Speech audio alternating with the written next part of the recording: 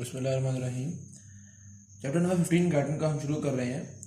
इसके अंदर अब स्टार्ट करते हैं तो सबसे पहले जहाँ पे उन्होंने इंट्रोडक्शन किया है उसमें वैस्कुलर डिस्टेंसिबिलिटी का बताया हुआ है। डिस्टेंसिबिलिटी बेसिकली क्या होता है कि एक जो ब्लड वेसल है वो अपने साइज को जो इंक्रीज कर सकती है जब उसके अंदर ब्लड आए, तो इसको हम डिस्टेंसिबिलिटी कहते हैं। आप इसको इन सेंस इलास्टिसिटी भी कह सकते हैं। तो जितनी उसके अंदर इलास्टिसिटी होती है, जितना इंक्रीज करने की मतलब गुंजाइश होती है, उसको डिस्टेंसिबिलिटी कहते हैं। तो डिस्टेंसिबिलिटी भी सारे ब्लड वेसल्स के अंदर होती है, सबसे ज़्यादा वेन्स के अंदर होती है। तो वेन्स के अंदर सबसे ज़्यादा होती है, इस वजह से वेन्स एक रिजर्वॉयर प्रोवाइड करती हैं हमें ज़्यादा डिस्टेंसिबिलिटी की वजह से। और जो आर्टरी की डिस्टेंसिबिलिटी है वो हमारे जो हार्ट जब ब्लड को पंप कर रहा होता है तो उसकी जो पल्स आ रही होती है उसको अकोमोडेट कर सकती है। यानी जब ब्लड पंप कर रहा है तो ज़ाहिर बात है एक कॉन्टिन्यूस फ्लो तो नहीं आ रहा, वो पल्स की फॉर्म में आ रहा है। तो जो आर्टरीज की डिस्टेंसिबिलिटी है वो इस पल्स को एडजस्ट करती है और वो पल्स वहाँ पे आर्टरीज के अंदर आ जाती है। अब वैस्कुलर डिस्टेंसिबिलिटी के हम यूनिट्स को डिस्कस करेंगे। अच्छा, पहले इसका फॉर्मूला क्या है इसका, एक चीज़ नोट कीजिएगा। अगर ये एक ब्लड वेसल है, इस ब्लड वेसल के अंदर मिसाल के तौर पे इस वक्त जो इसका अंदर वॉल्यूम बन रहा है वो 2 लीटर आ सकता है ब्लड। यहाँ से एक वक्त में 3 लीटर्स पंप किया जाता है, फिर 1 लीटर पंप किया जाता है, फिर 3 लीटर्स। तो ये जब 3 लीटर्स पंप किया जाएगा ये इसकी थोड़ी सी वेट बढ़ जाएगी, और जब 1 लीटर पंप किया जाएगा वेट इसकी कम हो जाएगी। तो ये जो चीज़ है ये इसकी डिस्टेंसिबिलिटी है। अच्छा, ये जो इसकी वेट बढ़ी है वो क्यों बढ़ी है? प्रेशर के इंक्रीज होने की वजह से। जाहिर सी बात है, अंदर जब प्रेशर इंक्रीज हुआ, force per unit area increase हुआ, तो ये इंक्रीज कर गई। तो हम डिस्टेंसिबिलिटी का फॉर्मूला करते हैं कि distensibility is equals to the increase in volume, जो वॉल्यूम इंक्रीज हुआ, over increase in pressure multiplied by original volume. Original volume, ये हमारे पास फॉर्मूला है वैस्कुलर डिस्टेंसिबिलिटी का। ये देखिएगा, vascular distensibility is equals to increase in volume divided by increase in pressure multiplied by original volume.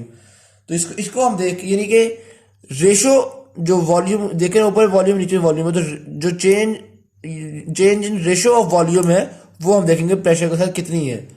Pressure के बढ़ने से वॉल्यूम की रेशो कितनी बढ़ रही है, वो कितनी ज़्यादा चेंज हो रही है, तो इसको देख के हम डिस्टेंसिबिलिटी कहेंगे। सबसे ज़्यादा डिस्टेंसिबिलिटी वेन्स की है। अब आगे आते हैं, उन्होंने पहले बता दिया कि वो आर्टरी से कहीं ज़्यादा डिस्टेंसिबल है वेन्स। यहाँ पे उन्होंने बताया कि 8 टाइम्स ज़्यादा डिस्टेंसिबल होती हैं वेन्स आर्टरीज की निस्बत। और फिर हम मुख्तलिफ कंपेरिजन करेंगे पल्मोनरी वेन का, पल्मोनरी आर्टरी का। तो पल्मोनरी वेन की डिस्टेंसिबिलिटी सिस्टेमिक वेन जितनी ही होती है ऑलमोस्ट। तो पल्मोनरी वेन की सिस्टेमिक वेन जितनी ही होती है, और मैंने आपको बताया कि इन दोनों की आर्टरी से 8 टाइम्स ज्यादा होती है डिस्टेंसिबिलिटी। लेकिन पल्मोनरी आर्टरी की जो डिस्टेंसिबिलिटी है वो डिफरेंट है। पल्मोनरी आर्टरी की सिस्टेमिक आर्टरी वाली नहीं है, बल्कि सिस्टेमिक आर्टरी के 6 टाइम्स पल्मोनरी आर्टरी की डिस्टेंसिबिलिटी होती है। तो पल्मोनरी आर्टरी की डिस्टेंसिबिलिटी सिस्टेमिक आर्टरी से 6 टाइम, पल्मोनरी वेन्स की डिस्टेंसिबिलिटी सिस्टेमिक आर्टरी से 8 टाइम। सिस्टेमिक वेन और पल्मोनरी वेन इक्वल डिस्टेंसिबिलिटी होती है इनकी। तो ये चीज आई होप सो क्लियर हो गई। यहाँ पे देखिए, veins on average are about 8 times more distensible than the arteries. और फिर आगे उन्होंने पल्मोनरी और सिस्टेमिक का बताया। मैं एक दफा फिर रिपीट कर रहा हूँ, पल्मोनरी वेन्स की और सिस्टेमिक वेन्स की एक जितनी होती है। पल्मोनरी आर्टरी की सिस्टेमिक आर्टरी से 6 टाइम्स होती है, और जो दोनों वेन्स हैं उनकी सिस्टेमिक आर्टरी से 8 टाइम्स होती है। तो आई होप मैंने इसको क्लैरिफाई कर दिया। वैस्कुलर कंप्लायंस, अच्छा अब ये कंप्लायंस या कैपेसिटेंस क्या होती है, जैसे बिट थोड़ी सी डिफरेंट चीज है।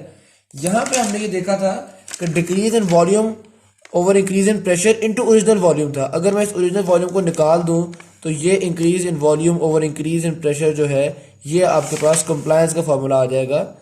तो अब कंप्लायंस, अच्छा बेसिकली इन दोनों के अंदर फर्क क्या है? फर्क समझाने के लिए मैं आपको कुछ डायग्राम दिखाने लगा हूं। ये देखिएगा, इसको समझिएगा। इसके अंदर मैं कहता हूं फॉर एग्जांपल इस ब्लड वेसल के अंदर अभी जो इसका डायमीटर है, अभी जो इसकी सर्कमफेरेंस है, इसके अंदर 2 लीटर ब्लड आ सकता है, राइट। और इसके अंदर भी 2 लीटर ब्लड आ सकता है। लेकिन ये वाली ज्यादा डिस्टेंसिबल है, ये वाली कम डिस्टेंसिबल है। डिस्टेंसिबिलिटी की बात करो, इलास्टिसिटी की बात करो, ये देखिए ना बड़ा ऑब्वियस हो रहा है कि ये ज्यादा खुल सकती है, ये कम खुल सकती है। अच्छा, प्रेशर अप्लाई करने के बाद इसकी डिस्टेंसिबिलिटी कम थी, इसकी डिस्टेंसिबिलिटी ज्यादा। तो इसके 3 लीटर्स ब्लड आ गया इसके अंदर, और इसके अंदर मैं कहता हूँ 4 लीटर्स ब्लड आ गया। तो क्या हुआ कि इसकी डिस्टेंसिबिलिटी ज्यादा है, ये चीज तो साबित हो गई। ठीक, अच्छा अब कंप्लायंस का डिफरेंस कहाँ पे आएगा? अभी तक मैंने आपको डिस्टेंसिबिलिटी समझाई, कंप्लायंस का क्या? कंप्लायंस में हम बेसिकली ओरिजिनल वॉल्यूम को नहीं देखेंगे। अब ये देखिएगा, यहां पे मैं आपको एक और एग्जांपल दिखा रहा हूं। इसके अंदर आ रहा है for example 1 litre of blood, और इसके अंदर आ रहा है 3 लीटर्स ऑफ ब्लड। ठीक है जी। अब ये जो 1 लीटर ब्लड जिसके अंदर आ रहा है, इसको अब ये हमने देखा कि इसकी जो डिस्टेंसिबिलिटी है वो बहुत ज्यादा है, इसकी डिस्टेंसिबिलिटी कम है, राइट। इसके ऊपर जब पूरा प्रेशर अप्लाई किया गया तो इसके अंदर आ गया 2.5 litres of blood. 1 litre of blood से 2.5 लीटर ऑफ ब्लड कितने गुना हो गया? 2.5 टाइम्स हो गया वॉल्यूम, ऑलराइट। जबकि इसके अंदर 3 लीटर से जब किया गया तो वो हुआ 5 लीटर्स, तो ये तो 2 टाइम्स भी नहीं हुआ। तो अब अगर मैं आपसे पूछूं कि डिस्टेंसिबिलिटी किसकी ज्यादा है, तो डिस्टेंसिबिलिटी इसकी ज्यादा होगी। लेकिन अगर मैं आपसे पूछूं कंप्लायंस किसकी ज्यादा है, तो अब आप रेशो नहीं देखेंगे, अब आप देखेंगे टोटल वॉल्यूम कितना बढ़ा। ये 1 लीटर से 2.5 लीटर यानी 1.5 लीटर का इंक्रीज हुआ, ये 3 लीटर से 5 लीटर यानी 2 लीटर का इंक्रीज हुआ। तो आप कहेंगे कि जी इसकी कैपेसिटेंस ज्यादा है। प्रेशर के बढ़ने से जिसको जो ज्यादा वॉल्यूम बढ़ जाए वो उसकी कंप्लायंस ज्यादा है, उसकी कैपेसिटेंस ज्यादा है। हमने ओरिजिनल वॉल्यूम को तो देखना ही नहीं है, ओरिजिनल वॉल्यूम को तो देखेंगे डिस्टेंसिबिलिटी के अंदर, जैसे कि मैंने आपको यहां पे बताया था। अब इनमें मैं आपसे पूछूं डिस्टेंसिबिलिटी किसकी ज्यादा है, तो इसकी डिस्टेंसिबिलिटी ज्यादा है। क्यों? क्योंकि ओरिजिनल वॉल्यूम देखे 1 लीटर था, ये कितना ज्यादा 2.5 टाइम्स हो गया, लेकिन और यहां 2.2 टाइम्स भी नहीं हो सका, तो डिस्टेंसिबिलिटी इसकी ज्यादा है। लेकिन कंप्लायंस पूछूं तो वो इसकी ज्यादा है। अब आर्टरीज और वेन्स के केस में क्या होता है? नंबर 1, जो हमारे पास वेन्स होती हैं उनकी डिस्टेंसिबिलिटी यानी इलास्टिसिटी ज्यादा है, मैंने आपको बताया 8 टाइम्स ज्यादा है। ठीक है जी। उसके अलावा उनका जो डायामीटर है वो भी 3 टाइम्स ज्यादा है, यानी डिस्टेंसिबिलिटी भी ज्यादा है और डायामीटर भी ज्यादा है। यहां पे हमने देखा था डायामीटर कम है, डिस्टेंसिबिलिटी ज्यादा है, तो कंप्लायंस को फिर हमने उन दोनों को मिला के देखते हैं। तो बेसिकली अच्छा एक और चीज यहां पे देखें, कंप्लायंस का मैं आपको फॉर्मूला बता रहा हूं, एक और फॉर्मूला। कंप्लायंस जो है वो अप्रोक्सीमेटली इक्वल होती है डिस्टेंसिबिलिटी मल्टीप्लाइड बाय डायमीटर, इसके अप्रोक्सीमेटली इक्वल होती है कंप्लायंस। अब वेन्स और आर्टरीज का चक्कर कुछ इस तरह का है जो मैंने यहां पे शो किया।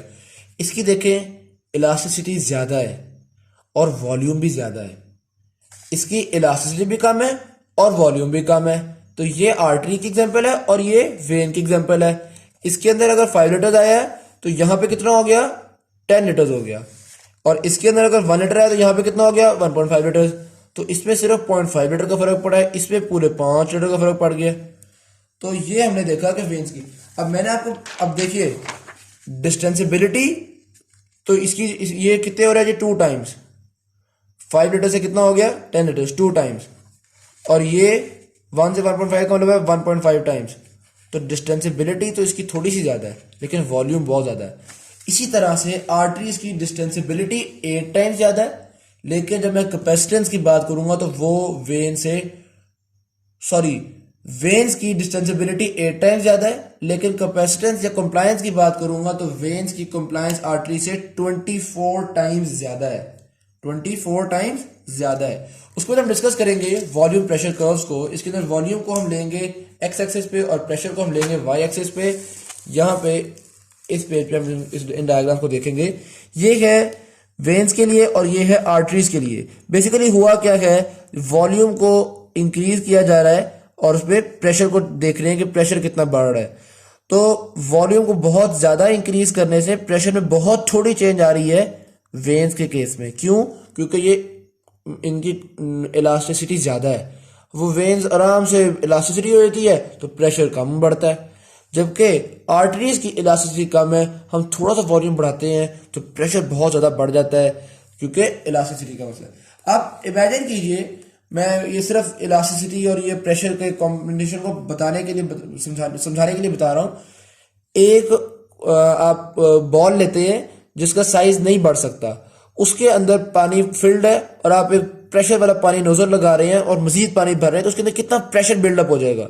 ठीक, ये एग्जांपल है आर्टरी की कि बहुत थोड़ा एक्सटेंड होता है तो प्रेशर बहुत ज्यादा बिल्डअप हो जाता है। दूसरी तरफ एक बलून है, उसके अंदर पानी तो है लेकिन आप प्रेशर और दे रहे हैं तो वो इलास्टिक ही इतना है कि वो अपना साइज इंक्रीज करता चला जाएगा और प्रेशर इंक्रीज बहुत थोड़ा आएगा। ये हाल है वेन्स का कि वो अपनी इलास्टिसिटी बढ़ा देते हैं जिसमें से प्रेशर इंक्रीज बहुत थोड़ा आता है।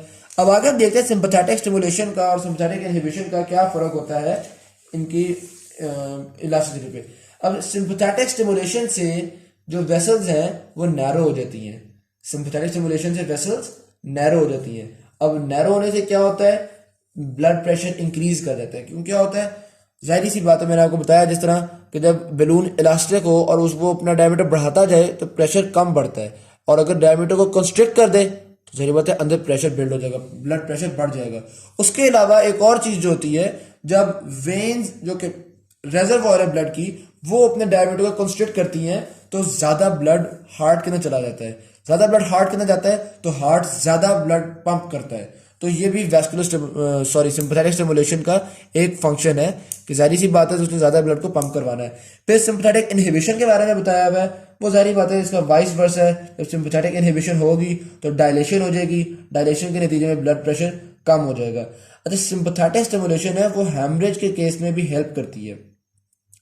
हेमरेज के केस में कैसे हेल्प करती है, हेमरेज में जो ब्लड है वो कम हो जाता है। हेमरेज बेसिकली एक तरह से इंटरनल ब्लीडिंग होती है, तो इंटरनल ब्लीडिंग हो गई तो जो ब्लड वॉल्यूम है वेसल्स के अंदर वो तो कम हो गया। तो अब क्या होगा कि सिंपैथेटिक कंट्रोल के जरिए जो ब्लड वेसल्स है उनको कंस्ट्रिक्ट किया जाएगा, जो वेन्स है उनको कंस्ट्रिक्ट किया जाएगा और जो वॉल्यूम ऑफ ब्लड वेन्स ने स्टोर किया हुआ था वो सर्कुलेशन में आ जाएगा। तो इस तरह से हेमरेज में भी सिंपैथेटिक कंट्रोल हेल्पफुल है। अच्छा, फिर हमारे पास आती है डिलेड कंप्लायंस। क्या होती है delayed compliance? Stress relaxation mechanism है बेसिकली। ये हम पहले भी पढ़ चुके हैं स्मूथ मसल्स के अंदर। यहाँ पे इसकी क्या एप्लीकेशन है आप जरा नोटिस कीजिएगा। जब एक ब्लड वेसल के अंदर ब्लड बढ़ जाता है, जब एक ब्लड वेसल के अंदर ब्लड इंक्रीज कर जाता है तो एकदम उसका प्रेशर इंक्रीज कर जाता है। मिसाल के तौर पे ये एक ब्लड वेसल है जिसके साइड पे मैं कहता हूँ कि, या मैं इसका क्रॉस सेक्शन आपको शो करता हूँ, तो ये एक ब्लड वेसल है और ये इसके इर्द गिर्द स्मूथ मसल्स हैं, राइट। अब ब्लड ज्यादा आ गया तो ये प्रेशर अप्लाई करेगा या थोड़ा बड़ा हो जाएगा, प्रेशर अप्लाई करेगा। स्मूथ मसल्स तो उसी साइज के हैं, तो अब इस ब्लड वेसल के अंदर प्रेशर बहुत ज्यादा डेवलप हो गया है। थोड़ी देर में क्या होता है कि स्मूथ मसल्स भी एक्सटेंड कर जाते हैं। स्मूथ मसल्स समझ जाते हैं कि ज्यादा उसको खुलने की जरूरत है, अब प्रेशर जो है वो दोबारा नॉर्मलाइज हो जाता है।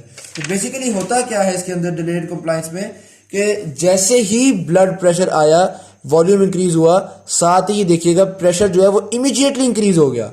प्रेशर इमीडिएटली इंक्रीज हो गया, बहुत ज्यादा प्रेशर में इंक्रीज आया क्योंकि अभी स्मूथ मसल्स अपनी जगह पे ही हैं। जब प्रेशर इतना बढ़ गया, स्मूथ मसल्स ने देखा कि यार खुलना पड़ेगा, आहिस्ता आहिस्ता डायमीटर बढ़ता चला गया, प्रेशर कम होता चला गया, और ये हमने देखा कि प्रेशर किस तरह से कम हो गया। तो ये हमने डिलेड कंप्लायंस है। एक तरह से स्ट्रेस रिलैक्सेशन है कि जब स्ट्रेस पड़ेगा तो स्मूथ मसल्स रिलैक्स होंगे। तो यही कॉन्सेप्ट यहाँ पे लिखा हुआ है, इसी को हमने डिलेड कंप्लायंस। अब वो कह रहे हैं कि ये एक हेल्पफुल मैकेनिज्म है क्योंकि डिलेड कंप्लायंस में मुख्तलिफ, मिसाल के तौर पे अगर बहुत ज़्यादा ब्लड ट्रांसफ्यूज किया गया किसी के अंदर तो जाहिर बात है डिलेड कंप्लायंस जो है उसके जरिए ब्लड वेसल्स का डायमीटर बढ़ जाएगा और ज़्यादा ब्लड को अंदर अकोमोडेट कर लिया जाएगा। तो डिलेड कंप्लायंस इसी तरह से अगर हेमरेज हो गई है तो वो Aahista Aahista smooth muscles constrict हो जाएंगे और ये हमारे लिए हेल्पफुल हो जाएगा। तो मुख्तलिफ इवेंट्स पर डिलेड कंप्लायंस हेल्पफुल होती है। उसके बाद आता है आर्टीरियल प्रेशर पल्सेशंस। ये बेसिकली जो ब्लड के पंप करने की वजह से आर्टरीज के अंदर पल्स फील होती है, ये उसके बारे में है कि आर्टरीज के अंदर पल्सेशन आ रही है। अच्छा, ये पल्सेशन देखिएगा, जैसे जैसे आर्टरीज में आगे चले जाते जा, आर्टीरियल ट्री में हम आगे चले जाते जा रहे हैं, यानी हम हार्ट से दूर जाते जा रहे हैं, तो ये पल्स जो है वो ग्रेजुअली कम होती चली जाएगी। सबसे ज्यादा पल्स आपके पास एओर्टा पे फील होगी और फिर सबसे कम पल्स आपके पास कहाँ फील होगी? डेफिनेट सी बात है, वो जब कैपिलरी के करीब मेटा आर्टेरियोल होंगे वहां पे पल्स ऑलमोस्ट नेग्लिजिबल हो चुकी होती है। अच्छा, अब इस पे हम डिस्कस करते हैं, जब हार्ट का सिस्टोल होता है, हार्ट कॉन्ट्रैक्ट करता है तो प्रेशर सडनली इंक्रीज करता है। ये देखिएगा, एक नॉर्मल उन्होंने शो किया हुआ है। जब हार्ट कॉन्ट्रैक्ट करता है तो प्रेशर सडनली इंक्रीज करता है और फिर प्रेशर ग्रेजुअली डिक्रीज कर रहा है। ये जो एक आपको किंक सा नजर आ रहा है, ये वो वैल्व की वजह से होता है। ये कार्डियक साइकिल में हम पढ़ेंगे तो ज्यादा आसानी से समझ आएगा। अच्छा, ये देखिएगा, ये बढ़ा और ये कम हुआ। अब जो मैक्सिमम प्रेशर और मिनिमम प्रेशर होता है किसी भी मतलब ब्लड वेसल के अंदर, और खासतौर पे एओर्टा का हम यहाँ पे जिक्र कर रहे हैं, मैक्सिमम प्रेशर और मिनिमम प्रेशर, इसका जो डिफरेंस होता है उसको हम कहते हैं प्रेशर पल्सेशंस, उसको हम सॉरी पल्स प्रेशर, उसको हम कहते हैं पल्स प्रेशर। प्रेशर पल्सेशन तो सिंपली हम जो हार्ट बीट की वजह से पल्सेशन होती हैं उनको हम प्रेशर पल्सेशन कहते हैं। यहाँ पे देखिए pulse pressure, the difference between these two pressures. अच्छा, अब ये क्या होता है, जब हार्ट कॉन्ट्रैक्ट करता है तो 120 प्रेशर होता है एओर्टा में, जब हार्ट रिलैक्स करता है तो नॉर्मली 80 होता है एओर्टा के अंदर, तो इनका डिफरेंस देखेंगे तो 40, तो पल्स प्रेशर की वैल्यू क्या है, 40 है। अच्छा, अब ये पल्स प्रेशर यानी कि जो वैल्यू, ये जो डिफरेंस है मैक्सिमम मिनिमम का, ये किन चीज़ों के ऊपर डिपेंड कर रहा होता है, एक तो हार्ट की स्ट्रोक वॉल्यूम आउटपुट के ऊपर, और दूसरा ये जो आर्टरी है इसकी डिस्टेंसिबिलिटी के ऊपर। अब ये किस तरह से वेरी कर रहा होता है ये मैं आपको बताता हूँ। जब स्ट्रोक वॉल्यूम आउटपुट ज़्यादा होगा तो पल्स प्रेशर यानी कि जो वेरिएशन है वो भी ज़्यादा होगी, क्योंकि ज़्यादा ब्लड पंप किया जा रहा है तो पल्स ज़्यादा है, डेफिनेट सी बात है। और इसी तरह से अगर आर्टीरियल कंप्लायंस ज़्यादा है तो पल्स प्रेशर कम होगा। क्यों, मैंने आपको पहले बताया कि अगर एक बैलून है वो बहुत इलास्टिक है तो उसके अंदर प्रेशर का इंक्रीज कम होगा, क्योंकि उसने अपनी जगह इंक्रीज कर ली है, प्रेशर का इंक्रीज कम होगा। इसी तरह से अगर आर्टीरियल कंप्लायंस ज़्यादा है, आर्टीरियल कैपेसिटेंस ज़्यादा है, तो वो जो ब्लड आ रहा है उसको आर्टरी कुछ ना कुछ हद तक अकोमोडेट कर लेगी और प्रेशर में डिफरेंस कम आएगा। तो हम कह सकते हैं कि stroke volume is directly proportional to the pulse pressure. ये फॉर्मूला भी देखिएगा, stroke volume is directly proportional to the pulse pressure and stroke volume is inversely proportional to the arterial compliance. ये चीजें हैं जो उन्होंने यहाँ पे एक्सप्लेन की हुई हैं। अच्छा, एक तीसरा फैक्टर भी उन्होंने बताया हुआ है, character of ejection from the heart during systole. ये बहुत इंपॉर्टेंट नहीं है, लेकिन जस्ट टू मेंशन एक तीसरा फैक्टर भी उन्होंने गैटन के अंदर लिखा हुआ है। अच्छा, अब ये जो पल्स प्रेशर है ये एबनॉर्मल भी हो सकता है। इसकी एबनॉर्मेलिटीज की क्या वजह है, वजूहत हो सकती हैं, गाइटन के अंदर 4 वजूहत लिखी हुई हैं। सबसे पहले एओर्टिक वाल्व स्टेनोसिस। ये क्या होता है कि जो एओर्टिक वाल्व है ये कम स्टेनोसिस हो जाता है, इसका डायमीटर कम हो जाता है, ये नैरो हो जाता है। इसकी नैरो होने की वजह से नतीजतन क्या होता है, कम ब्लड बाहर आता है। डेफिनेटली कम ब्लड कम बाहर आता है तो पल्स प्रेशर कम हो जाता है। Secondly, patent ductus arteriosus. Patent ductus arteriosus के अंदर बेसिकली होता क्या है कि blood pump into the aorta. हाँ जी, इसमें वो क्या होता है कि जो ब्लड है वो वापस आ जाता है एओर्टा के अंदर या पल्मोनरी आर्टरी के अंदर, वो वापस आ जाता है ब्लड, तो उसके नतीजे में कम ब्लड गया, तो एज अ रिजल्ट कम ब्लड जो है जब सिस्टोल हुआ तो उस वक्त तो डेफिनेटली ब्लड जाएगा ही जाएगा। तो सिस्टोल में ब्लड गया ज़्यादा एओर्टा के अंदर, लेकिन जब डायस्टोल हुआ, रिलैक्स हुआ, तो काफ़ी सारा ब्लड वापस फ्लो कर गया। रिजल्टेंटली क्या हुआ, जो डायस्टोलिक प्रेशर है वो बहुत कम हो गया। डायस्टोलिक प्रेशर बहुत कम हो गया, सिस्टोलिक प्रेशर ज़्यादा हो गया, तो क्या पल्स प्रेशर यानी डिफरेंस बिटवीन डायस्टोलिक और सिस्टोलिक जो है पल्स प्रेशर हमारे पास इंक्रीज कर जाएगा। पेटेंट डक्टस आर्टेरियोसिस के अंदर हमारे पास पल्स प्रेशर इंक्रीज कर गया। इसी तरह एओर्टिक रीगर्गिटेशन है, एओर्टिक रीगर्गिटेशन के अंदर भी हमारे पास जो पल्स प्रेशर है वो इंक्रीज हो जाता है। इसके अंदर बेसिकली जो एओर्टिक वाल्व है ये या तो होता ही नहीं है या ये कंप्लीटली क्लोज नहीं हो पाता, जिस वजह से जब एओर्टा रिलैक्स करता है तो ऑलमोस्ट हाफ ब्लड जो है वापस एओर्टा के अंदर आ जाता है। ये सिमिलर चीज है। अच्छा, ये किंक मैंने आपको बताया था वाल्व की वजह से होता है, तो एओर्टिक रीगर्गिटेशन के अंदर हम देखेंगे कि ग्राफ बिल्कुल प्लेन हो जाता है, ये किंक उस ग्राफ के अंदर नहीं आएगा। और जो तीसरी चीज है दैट इज आर्टेरोस्क्लेरोसिस, यानी कि जो आर्टरीज हैं वो हार्डन हो चुकी हुई है due to aging, due to any other factors. Arteriosclerosis के अंदर भी पल्स प्रेशर जो है वो हम देखेंगे कि ज्यादा हो जाएगा। यहाँ पे भी ज्यादा क्यों होया, मैंने आपको बताया था, इलास्टिसिटी जब कम हो जाएगी तो प्रेशर में इंक्रीज और डिक्रीज ज्यादा होगा, तो यहाँ पे इलास्टिसिटी कम हो गई है, कंप्लायंस कम हो गई है। आगे हम आते हैं transmission of the pressure pulses to the peripheral arteries. अब जाहिर सी बात है, जो पल्स होगी वो सबसे पहले एओर्टा के पास आएगी, सबसे ज्यादा एओर्टा पल्स को फील करेगा, और आहिस्ता आहिस्ता आहिस्ता आहिस्ता ये पल्स जो है ये आगे ट्रांसमिट होती चली जाएगी to the arteries and then to the arterioles. तो वेलोसिटी ऑफ ट्रांसमिशन ये वेलोसिटी ऑफ ट्रांसमिशन जो है ये भी चेंज होती चली जाएगी। सबसे ज्यादा वेलोसिटी ऑफ ट्रांसमिटर जो है वो आर्टरियोल्स के अंदर होती है और सबसे कम वेलोसिटी ऑफ ट्रांसमिशन जो है वो एओर्टा के अंदर होती है। एक दफा कॉन्सेप्ट को समझिएगा, पल्स आई एओर्टा में सबसे ज्यादा एक्सटेंसिबिलिटी और सबसे ज्यादा पल्स जो है वो एओर्टा में आई, कुछ फिर इसी तरह से स्लोली वो जो पल्स है वो आगे ट्रेवल कर गई, आर्टरीज में गई। अब ये आहिस्ता आहिस्ता कम होती चली जा रही है, इसकी डैम्पिंग होती चली जा रही है। तो पल्स आहिस्ता आहिस्ता कम होती चली जाएगी। और एक और चीज नोट कीजिएगा, नंबर एक पल्स कम हो रही है, और नंबर दो जो पल्स की ट्रेवल करने की स्पीड है वो ज्यादा हो रही है। यदि पल्स कम हो रही है लेकिन पल्स की ट्रेवल करने की स्पीड ज्यादा हो रही है। एक मैं आपको रिप्रेजेंटेशन दे रहा हूं कि ये देखिए, अगर शुरू में ये पल्स है तो आहिस्ता आहिस्ता पल्स कम हो रही है, ठीक। अच्छा, रीजन बताता हूं, एक दफा कंसेप्ट के लिए ये देखिएगा, शुरू में पल्स ज्यादा स्पीड कम, आहिस्ता आहिस्ता पल्स कम स्पीड ज्यादा। जो मैंने अभी तेज हाथ गुजारा, पल्स कम हो गई, गुजरने की स्पीड ज्यादा हो गई। इसको समझने के लिए एक चीज देखिएगा, जो एओर्टा है वो ज्यादा कंप्लायंट है। तो अगर मैं एक रबर बैंड को कम स्ट्रेच करूं तो ये देखिएगा ये ज्यादा हिल सकता है, ज्यादा कंप्लायंट है, लेकिन जो वेलोसिटी है इसकी वाइब्रेशन की वो कम होगी। और अगर मैं इसको ज्यादा स्ट्रेच कर दूं तो इसकी इलास्टिसिटी कम हो गई। अब ज्यादा स्ट्रेच कर दूं, इलास्टिसिटी कम हो गई। अब एक चीज नोट कीजिएगा, वेलोसिटी बढ़ गई है और कंप्लायंस कम हो गई है।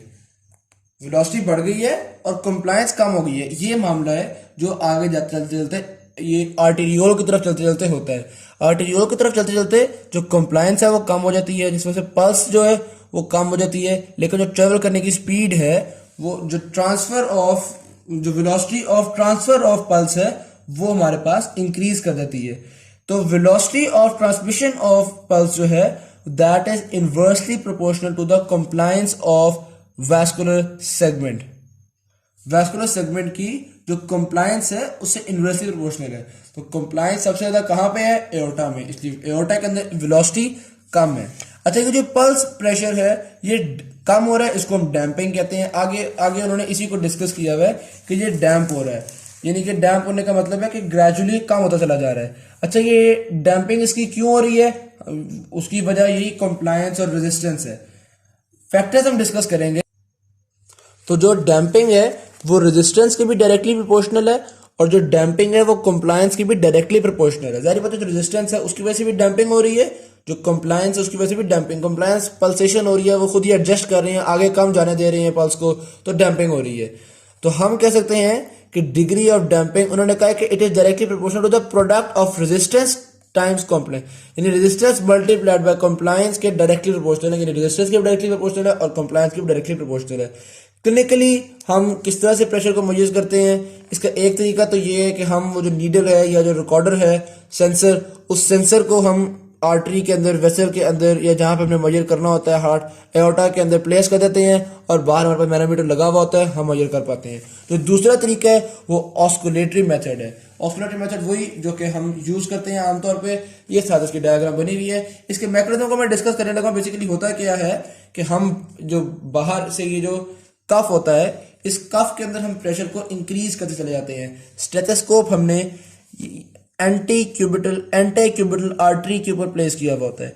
एंटी क्यूबिटल, इसका नाम क्या है? एंटी क्यूबिटल आर्टरी, इसके ऊपर हमने प्लेस किया हुआ होता है। अब होता बेसिकली क्या है, ब्लड के अंदर जो प्रेशर है वो बढ़ता घटता रहता है। सिस्टोल के अंदर प्रेशर ज्यादा होता है, डायस्टोल के अंदर प्रेशर कम होता है। जाहिर सी बात है, हम ब्लड के प्रेशर को, हम कफ के प्रेशर को इतना ज्यादा कर देते हैं कि जो ब्लड है उसका फ्लो खत्म हो जाता है, बंद हो जाता है। अब आहिस्ता आहिस्ता हम प्रेशर को डिक्रीज करते हैं। जब आहिस्ता आहिस्ता प्रेशर को डिक्रीज करते हैं तो सिस्टोल के दौरान एक वक्त आता है जब कम से कम सिस्टोल के दौरान ब्लड पास करना शुरू हो जाता है।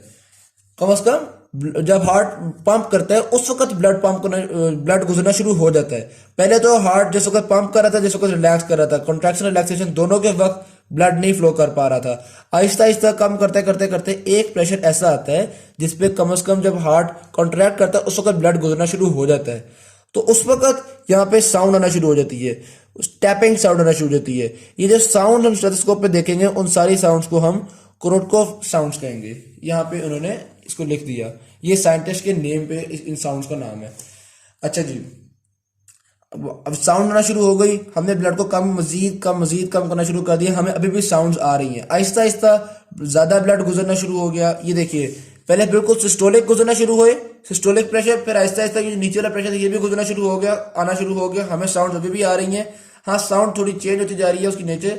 जब ये डायस्टोलिक पे आ गया, यानी कि हार्ट जब रिलैक्स कर रहा है तब भी ब्लड पास करना शुरू हो गया, उसके बाद रीगर्गिटेशन की साउंड आना बंद हो जाती है।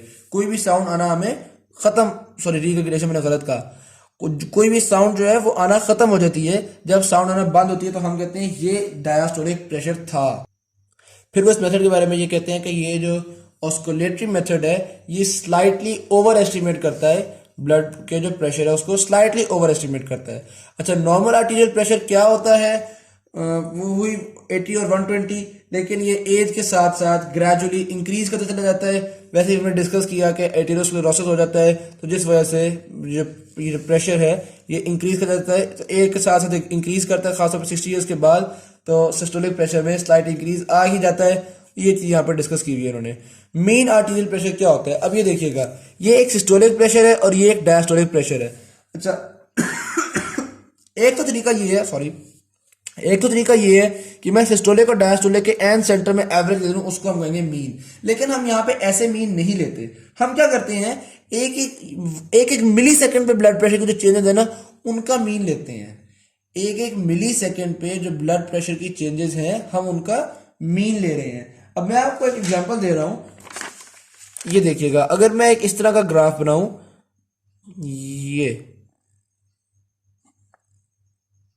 तो यहां पे बहुत थोड़ी देर के लिए जा रहा है प्रेशर और यहां पे प्रेशर बहुत ज्यादा देर के लिए है। ये मैंने थोड़ी सी एग्जैजरेशन किया समझाने के लिए, और यहाँ पे प्रेशर बहुत ज्यादा देर है। तो अब अगर मैं आपसे कोई इसका आपने मीन निकालना है तो बड़ी डेफिनेट सी बात है कि वो जो मीन है वो एग्जैक्टली यहाँ मिड में तो नहीं होगा, क्योंकि नीचे ज्यादा टाइम के लिए रह रहे हैं, तो मीन कुछ यहाँ पे करके कहीं पे होगा। तो यही केस यहाँ पे आता है कि जो मीन है हमारा वो डायस्टोल के ज्यादा क्लोजर होता है, क्योंकि हार्ट डायस्टोल में ज्यादा देर रहता है। पंप कॉन्ट्रैक्ट कम देर के लिए करता है, रिलैक्स ज्यादा देर के लिए करता है। तो इसी वजह से जो मीन आर्टीरियल प्रेशर है वो that is more closer to the diastole. तो हम कहते हैं वो 40% सिस्टोलिक प्रेशर से आता है और 60% जो है वो डायस्टोलिक प्रेशर से आता है, और 60% डायस्टोलिक प्रेशर से आता है। तो this is something very simple. फिर वेन्स और उनके फंक्शंस आते हैं। वेन्स का बेसिकली फंक्शन तो मैंने को एक और बताया कि वो रिजर्वॉयर्स होते हैं, ब्लड को स्टोर कर रहे होते हैं। अच्छा सॉरी, एक चीज जो मैंने ऑस्कुलेटरी मेथड में मिस कर दी वो ये थी, ऑस्कुलेटरी मेथड में जो साउंड है उसमें चेंजेस देखिएगा। पहले तो जब प्रेशर ज्यादा है सिस्टोलिक प्रेशर से तो कोई साउंड नहीं आएगी, सिस्टोलिक प्रेशर के बराबर आएगा, टैपिंग साउंड आना शुरू होगी। जब आहिस्ता आहिस्ता डायस्टोलिक प्रेशर के करीब आता जाएगा तो साउंड हार्शर और रिदमिकल होती चली जाएगी, और उसके बाद फिर मफल्ड क्वालिटी ऑफ साउंड हो जाएगी। तो फिर हम कहेंगे कि डायस्टोलिक भी खत्म हो गया। और एक और चीज है, ये इतना एक्यूरेट मेथड नहीं है ऑस्कुलेटरी मेथड है। कुछ जो डिजीजेज हैं जिस तरह के एट्रियोवेनस फिस्टुला है, तो ऐसी डिजीजेस के अंदर की जो कोर्टिकल साउंड्स हैं ये आती चली जाती हैं even after the cuff deflation of the cuff. Cuff के पूरी तरह डिफ्लैट होने के बावजूद भी ये जो साउंड है ये आती चली जाती हैं। तो ये कुछ पैथोलॉजीज में ऐसा होता है, सिर्फ एबनॉर्मल कंडीशंस में ऐसा होता है, लेकिन उनकी वजह से हम इसको कंप्लीटली ऑथेंटिक मेथड नहीं कहेंगे, कंप्लीटली एक्यूरेट मेथड नहीं कहेंगे। मैं वापस आ रहा हूँ वेन्स और उनके फंक्शन की तरफ। तो मैंने आपको बताया कि वेन्स का जो वेन्स रिजर्वायर होती हैं तो ये एक बहुत बड़ा फंक्शन है इसमें। लेकिन जब ब्लड की हमें जरूरत है, ब्लड कहीं कम हो गया तो ये ज़्यादा सर्कुलेशन में मजीद ब्लड को ऐड कर देती हैं। तो ये एक उसका बहुत इंपॉर्टेंट फंक्शन है। आगे हम इसको पढ़ने जा रहे हैं। अच्छा, एक चीज देखिएगा, जो वेन्स का प्रेशर है उसको वेनस प्रेशर को हम कहते हैं कि वो राइट एट्रियल प्रेशर है। जारी बात है वेन्स का डिफरेंट मुख्तलिफ जगह की वेन्स का मुख्तलिफ प्रेशर होता है, वो भी हम डिस्कस करेंगे। लेकिन यहाँ पे एक चीज जो डिस्कस करने की है वो ये कि जो राइट एट्रियल प्रेशर है उसको हम सेंट्रल वेनस प्रेशर भी कहते हैं। सारी वेन्स जारी बातें ड्रेन हो रही होती हैं हमारे पास राइट एट्रियल के अंदर, right atrium of the heart के अंदर। तो राइट एट्रियल प्रेशर बहुत इंपॉर्टेंस रखता है। तो राइट एट्रियल प्रेशर को हम सेंट्रल वेनस प्रेशर भी कहते हैं। राइट एट्रियल प्रेशर किन फैक्टर्स पर डिपेंड कर रहा होता है? 2 फैक्टर्स पर डिपेंड कर रहा होता है। नंबर 1 राइट हार्ट की पंपिंग के ऊपर और ability of the heart to pump, और number 2 tendency of the blood to flow from the peripheral veins to the right atrium. जो ब्लड पंप करने की एबिलिटी पे और जो ब्लड वापस आ रहा है उसके ऊपर। ब्लड पंपिंग इनवर्सली प्रोपोर्शनल है और ब्लड रिटर्न डायरेक्टली प्रोपोर्शनल है। यानी अगर अच्छा ब्लड पंप किया जा रहा है, ज्यादा ब्लड पंप हो रहा है, तो ज्यादा ब्लड पंप हो रहा है तो राइट आर्टीरियल प्रेशर कम होगा क्योंकि ब्लड पंप अच्छा हो रहा है। और अगर ज्यादा ब्लड रिटर्न कर रहा है, पेरिफेरल ब्लड वेसल से ज्यादा ब्लड रिटर्न ज्यादा है, तो राइट एट्रियल प्रेशर ज्यादा होगा। तो मैंने आपको बता दिया कि right atrial pressure blood return से डायरेक्टली प्रोपोर्शनल है और पंपिंग से इनवर्सली प्रोपोर्शनल है। अच्छा, अब ब्लड रिटर्न के जो फैक्टर्स हैं वो क्या क्या हैं? अगर ब्लड वॉल्यूम ज्यादा है, पूरी बॉडी के अंदर ब्लड वॉल्यूम ही ज्यादा है तो ब्लड रिटर्न ज्यादा होगा। अगर जो वेन्स हैं वो कंस्ट्रिक्ट किए हुए हैं तो ब्लड रिटर्न ज्यादा होगा, और अगर आर्टेरियोल्स डायलेट किए हुए हैं तो ब्लड रिटर्न ज्यादा होगा। अच्छा, इस चीज को मैं एक्सप्लेन करता हूँ कि वेन्स और आर्टेरियोल्स के कंस्ट्रिक्ट और डायलेट से क्या मतलब है। ये मैंने ड्रॉ किया है एक नॉर्मल सर्कुलेशन जिसके अंदर एज्यूम्ड वैल्यूज में ले रहा हूँ।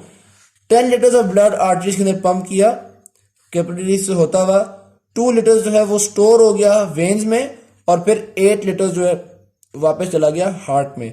इसी तरह से ये 8 लीटर्स फिर आया और फिर 8 लीटर्स, क्योंकि वो 2 लीटर का स्टोर रहेगा, अब 8 लीटर्स आता चला गया और 8 लीटर्स ही वेन से वापस चला गया। अब कंफ्यूजन की चीज है वो ये है कि मैंने कहा आर्टेरियोल्स के डायलेट होने से ब्लड रिटर्न ज्यादा होगा और वेन्स के कंस्ट्रिक्ट होने से ब्लड रिटर्न ज्यादा होगा। तो ये बात कैसे हुई?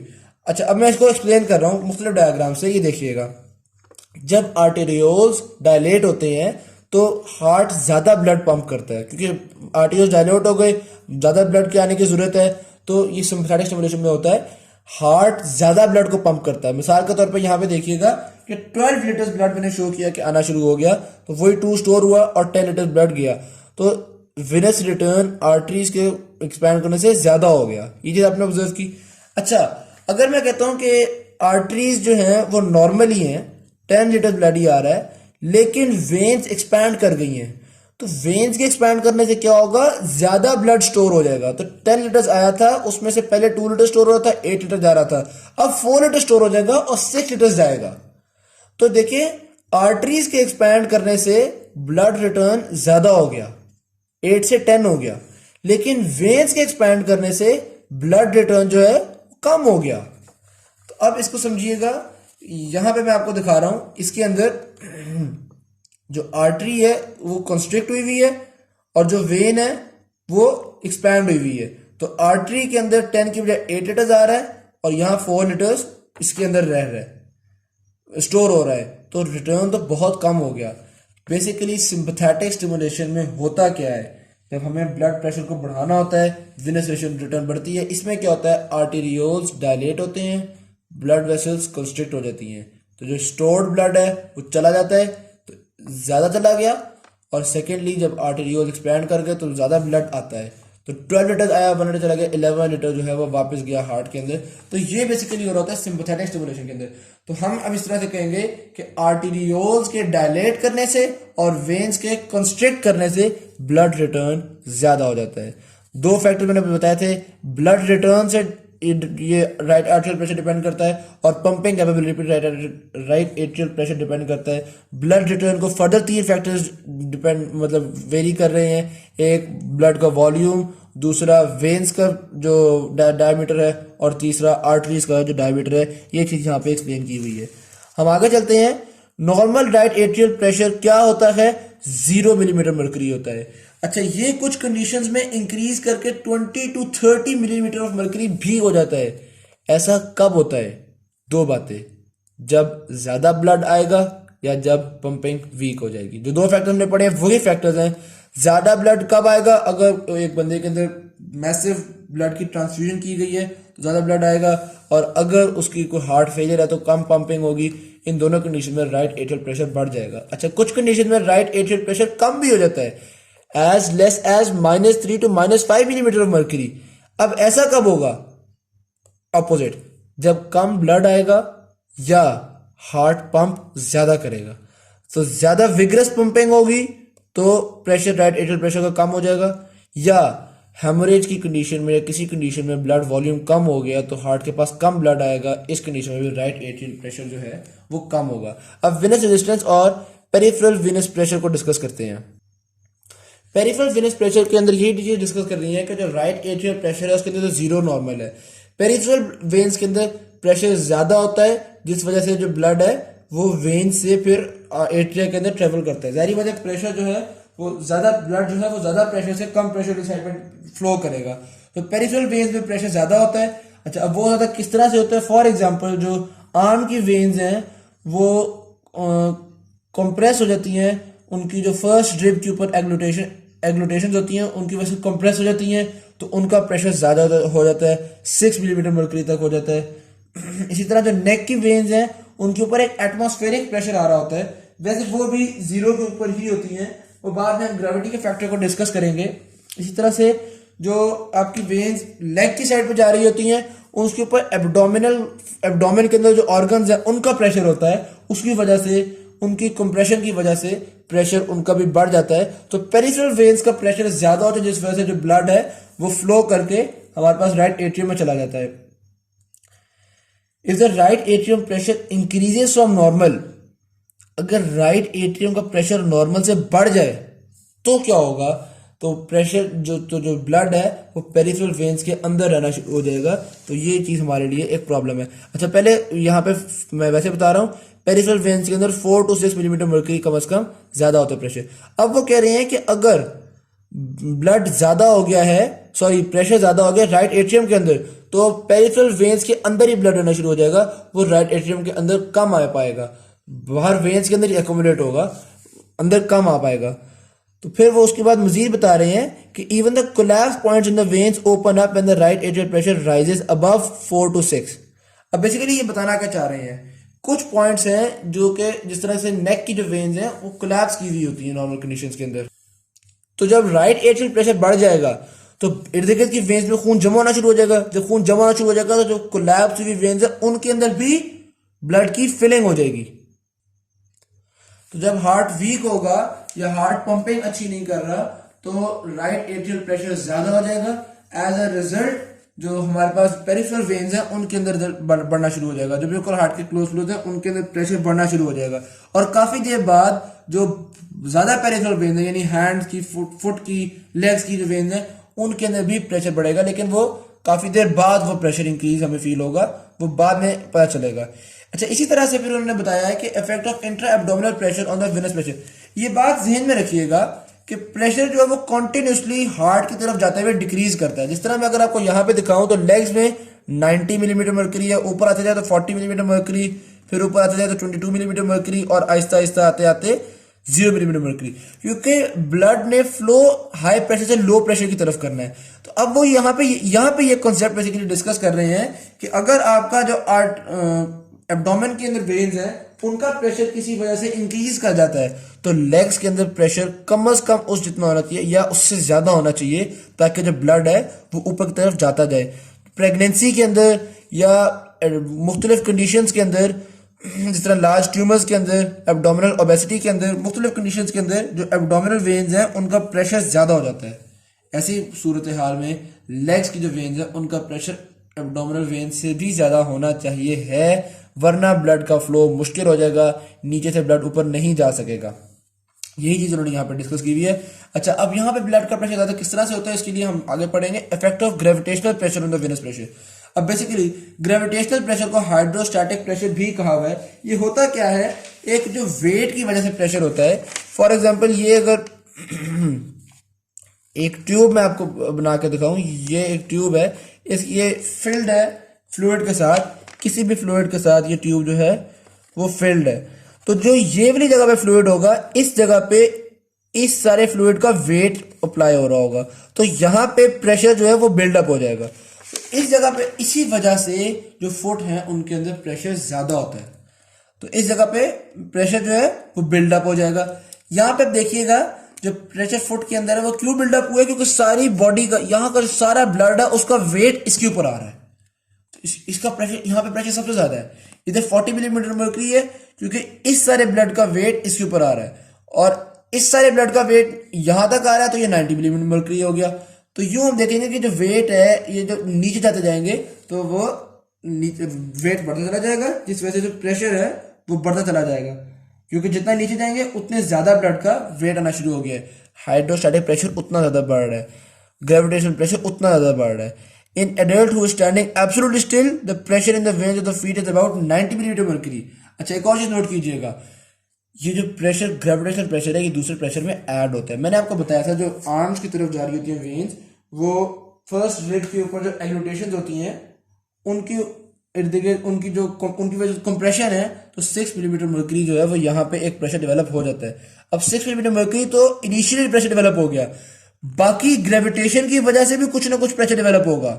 ऑलमोस्ट 22 मिलीमीटर मर्क्यूरी जो है वो किस वजह से डेवलप हुआ, सॉरी 29 मिलीमीटर मर्क्यूरी जो है वो ग्रेविटेशन की वजह से डेवलप हुआ।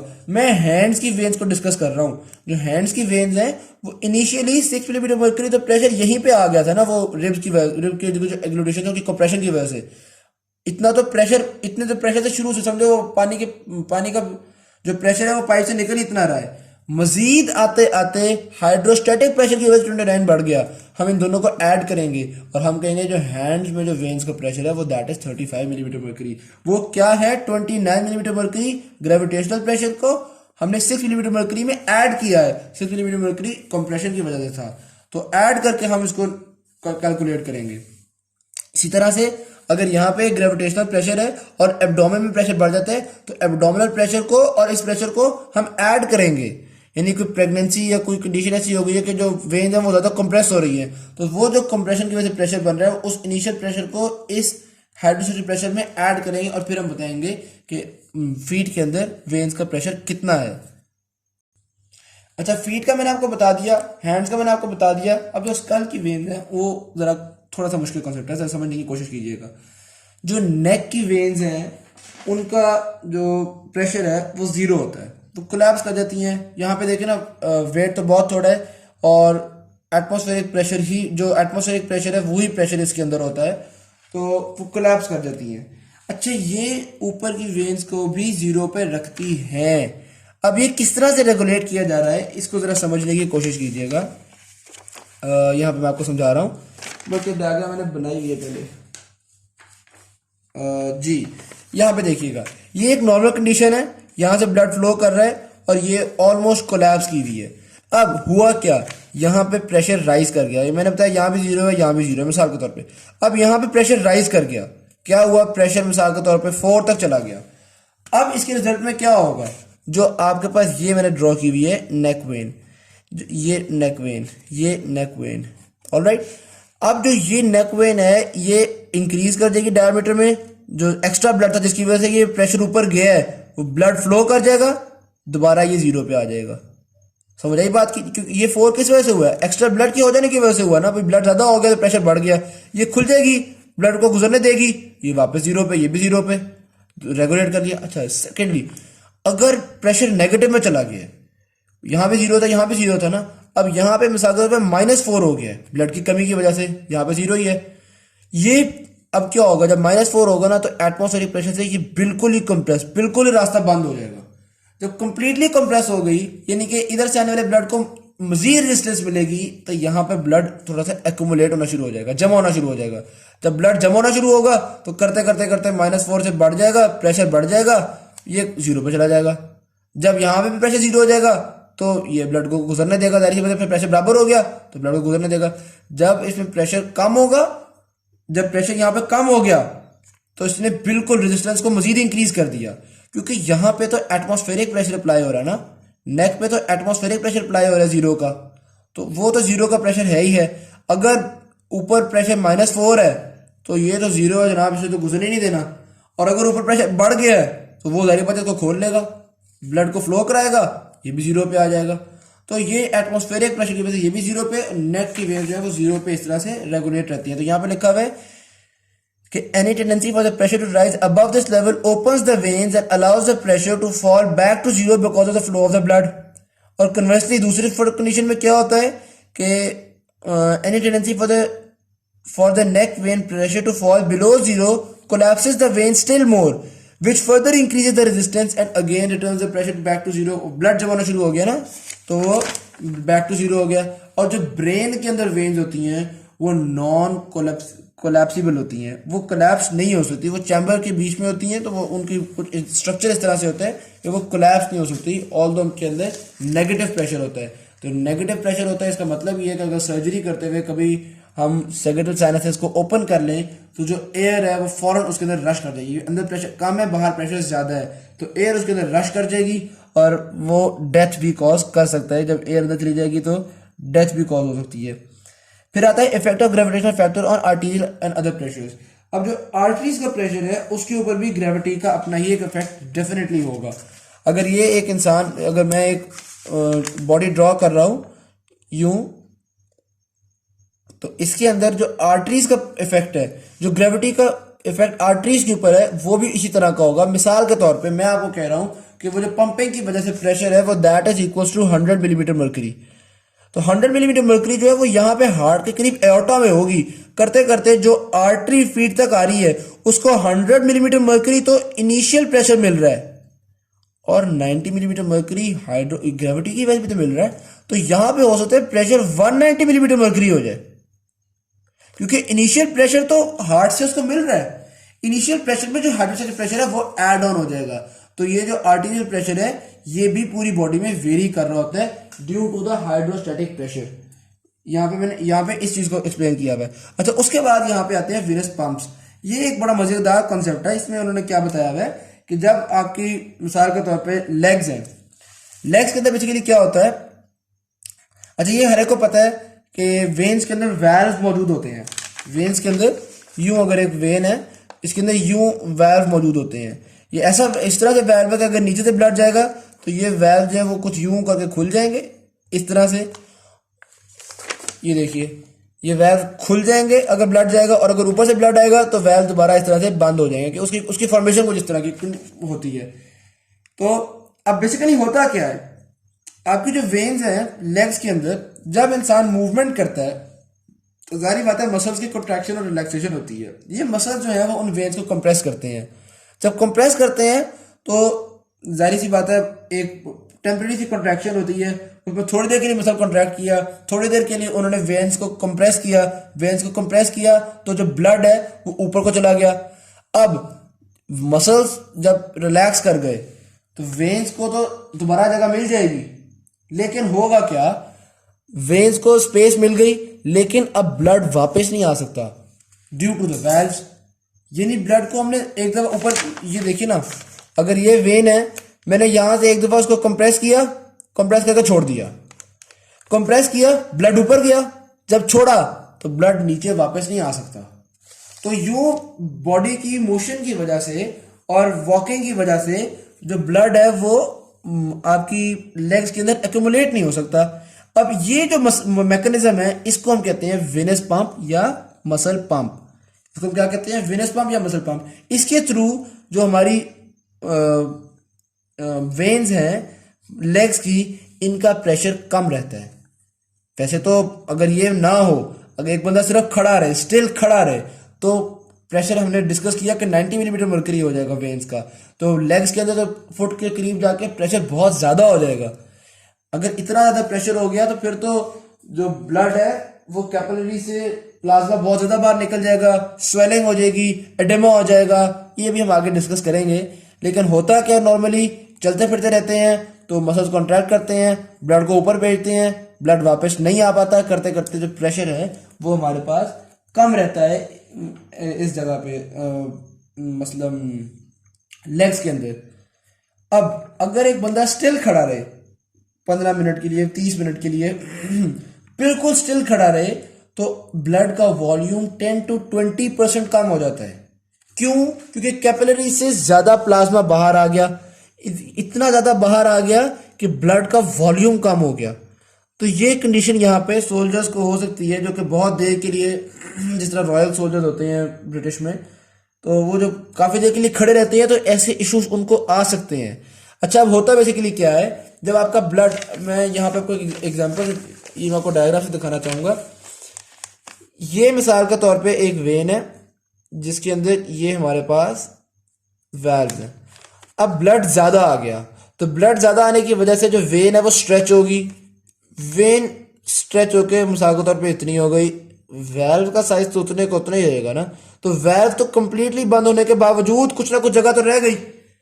अब कुछ ना कुछ जगह रह गई, इससे क्या होगा, जो ब्लड वो ये प्रॉपर मैकेनिज्म वेनस पंप वाला नहीं चल सकेगा, ब्लड वापस भी आएगा नीचे को तो भी आना शुरू हो जाएगा। अब ब्लड नीचे को भी आ रहा है, क्या हुआ, वेन्स का डायमीटर जो है वो और ज्यादा बढ़ गया। अब क्या हुआ, जो वेल्व है वो बिल्कुल ही फेल कर गए, वेन्स का डायमीटर और ज्यादा बढ़ गया, वेल्व का फंक्शन बिल्कुल ही खत्म हो गया। इस कंडीशन को हम फिर कहते हैं वेरिकोज वेन्स। यहाँ पे न्यूट्रिशन जो है वो प्रॉपर एक्सचेंज नहीं हो सकते, इसको हम कहते हैं varicose vein. Nutrition proper exchange नहीं हो सकते, क्या क्या इश्यूज आ जाते हैं यहाँ पे, जो आपके मसल्स हैं उनके अंदर पेन आती है, डेफिनेट सी बात है। और जो ऑक्सीजन की सप्लाई कम हो सकती है, यानी कि ट्रांसपोर्ट कम हो जाएगी ना, एक्सचेंज कम हो जाएगी। जब ब्लड यहाँ से वापस जा ही नहीं रहा तो फिर एक्सचेंज तो कम हो गई। तो यहाँ पे न्यूट्रिशनल एक्सचेंज का लैक होगा, स्किन की अल्सरेशन हो सकती है, गैंग्रीन हो सकता है, मसल पेन, एडिमा जाहिर बात है, यानी कि स्वेलिंग वो तो डेफिनेट सी बात है होगी। तो ये इसको हम वेरिकोज वेन्स कहते हैं, स्ट्रेच, ये जो कि वेन्स की स्ट्रेच करने की वजह से होता है जब ब्लड ज्यादा इस जगह पे आ जाता है। फिर आता है clinical estimation of venous pressure. तो एक तो सिंपल सा तरीका जो मैंने आपको बताया था कि एक कैथेटर को हम प्लेस कर देंगे, एक नीडल को प्लेस कर देंगे जहां पे भी हमने मेजर करना होगा, और बाहर एक मैनोमीटर हमने कनेक्ट किया हुआ होगा। यहाँ पे भी उसी का जिक्र है कि सॉरी यहाँ पे कैथेटर का जिक्र है, लेकिन इस जगह पे उन्होंने बताया है कि degree of distension of peripheral veins, इससे हम प्रेशर का अंदाजा लगा सकते हैं। देखें, जब तक तो राइट एट्रियल प्रेशर 0 होगा तो वेन्स की जो डिस्टेंशन है वो नॉर्मल होगी, लेकिन जब प्रेशर इंक्रीज करेगा तो मैंने आपको बताया था कि जो ब्लड है वो पेरिफेरल वेन्स के अंदर एक्युमुलेट करना शुरू हो जाएगा, तो पेरिफेरल वेन्स डिस्टेंड करेंगी। पेरिफेरल वेन्स की डिस्टेंशन से हम एस्टिमेट कर सकते हैं वेनस प्रेशर को। तो वेनस प्रेशर को हम उसके डिस्टेंशन से एस्टिमेट, ज्यादा डिस्टेंशन है तो उसका मतलब ज्यादा प्रेशर है, डिस्टेंशन कम है तो मतलब प्रेशर कम है। और डायरेक्ट मेजरमेंट में यहाँ पे कैथेटर यूज होगा। डायरेक्ट मेजरमेंट जो है वो कैथेटर के थ्रू होती है, और कैथेटर आपके राइट एट्रियम के अंदर भी हो सकता है, किसी वेन के अंदर भी हो सकता है। राइट एट्रियम के अंदर जो कैथेटर होगा उसको हम सेंट्रल वेनस कैथेटर भी कह रहे हैं। Central venous catheter are often used in some times of hospitalised cardiac patients. ये हम कुछ कंडीशंस के अंदर यूज करते हैं, हमेशा नहीं यूज करते। फिर आता है प्रेशर रेफरेंस लेवल। अब अगर हमने प्रेशर मेजर करना है तो कोई रेफरेंस लेवल बॉडी के अंदर होना चाहिए। मैंने आपको बताया ग्रेविटी की वजह से हर जगह बढ़ रहा है, घट रहा है, हार्ट से दूर जा रहे हैं तो इफेक्ट्स फर्क हो रहे हैं। तो बेसिकली जो ट्राइकस्पिड वाल्व है उसके साथ जो जगह है उस पॉइंट को हम नेचुरल रेफरेंस पॉइंट कहते हैं, या हम reference level for pressure measurement कहते हैं। इसके प्रेशर को हम एक रेफरेंस मानते हैं, एक स्टैंडर्ड मानते हैं, और यहां से हम फिर बाकियों को मेजर करते हैं। बेसिकली होता है कि ये इसको जो हार्ट है वो वाकई रेगुलेट करता भी है। अब इमेजिन करें कि यहाँ पे अगर प्रेशर ज्यादा हो जाए, बाहर की तरफ ब्लड ज्यादा आ जाए, तो जो राइट वेंट्रिकल है वो अपने आप को ज्यादा फिल कर लेता है। जो right side of the heart है वो ज्यादा फिल हो जाती है। ब्लड ज्यादा आया, ट्राइकस्पिड वाल्व का एरिया पे प्रेशर बढ़ गया, तो राइट वेंट्रिकल ने ज्यादा ब्लड लिया, ज्यादा पंप कर दिया, वापस नॉर्मलाइज हो गया। और इन केस कम ब्लड आया है तो वेंट्रिकल जो है वो नॉर्मल से कम ब्लड को पंप करेगा। एज ए रिजल्ट मजीद ब्लड, कुछ ब्लड बच जाएगा ट्राइकस्पिड वाल्व के पास, और जो ट्राइकस्पिड वाल्व का उस एरिया का प्रेशर है वो वापस नॉर्मलाइज हो जाएगा। तो हार्ट एक फीडबैक रेगुलेटर होता है प्रेशर ऑफ ट्राइकस्पिड वाल्व का, तो इस जगह पे रेगुलेट किया जाता है। तो मजीद स्टैंडर्डाइज करने के लिए जब एक बंदा लेट जाता है उस वक्त जो उसकी ट्राइकस्पिड वाल्व की लोकेशन होती है वो उसकी जो टोटल चेस्ट की थिकनेस है उसके 60% यूं को लेटा हुआ है तो मैं यूं दिखाऊं तो 60% जो जगह है 60% वहां पे होता है। अब जो एक बंदा लेटा हुआ है उसकी ट्राइकस्पिड वाल्व की जो लोकेशन है उसको हम कहते हैं जीरो प्रेशर रेफरेंस लेवल। ठीक हो गया। इसके बाद अब वो डिस्कस करते हैं blood reservoir function of the veins के। वेन्स का जो फंक्शन है वो ब्लड रिजर्वॉयर के तौर पे है। हमने पहले भी डिस्कस किया कि 64% ऑफ द ब्लड जो है वो वेन्स के अंदर मौजूद है, सर्कुलेटरी सिस्टम। और यही यहाँ पे लिखा हुआ है कि नर्वस स्टिमुलेशन के थ्रू ब्लड ज्यादा चाहिए हो तो ये कंसिडर करती हैं, ब्लड दे देती हैं सर्कुलेटरी सिस्टम को। ब्लड रिजर्वॉयर है और वही फंक्शन के बारे में लिखा हुआ है। ब्लड रिजर्वॉयर आपकी बॉडी के अंदर कौन कौन से हैं? बेसिकली वेन्स के अलावा ये वो जगह है जिनकी इलास्टिसिटी इतनी ज्यादा है कि यहाँ पे ब्लड स्टोर हो जाता है। Spleen, liver, large abdominal veins, venous plexus beneath the skin, heart और लंग्स भी कुछ कंडीशन में जब ब्लड चाहिए होता है तो हार्ट भी श्रिंक कर जाता है और 100 मिलीलीटर ऐड कर सकते हैं सर्कुलेशन के अंदर। इसी तरह लिवर सेवरल 100 मिलीलीटर ऐड कर सकता है। Large abdominal veins 300 millimetre add कर सकती हैं। स्प्लीन भी 100 मिलीलीटर ऐड कर सकते हैं सर्कुलेशन में। यानी जब ब्लड की जरूरत पड़ेगी तो ये सारी चीज़ें कंस्ट्रक्ट कर देंगी और जो ब्लड इनके अंदर स्टोर हुआ होगा वो सर्कुलेशन के अंदर ऐड कर देंगी।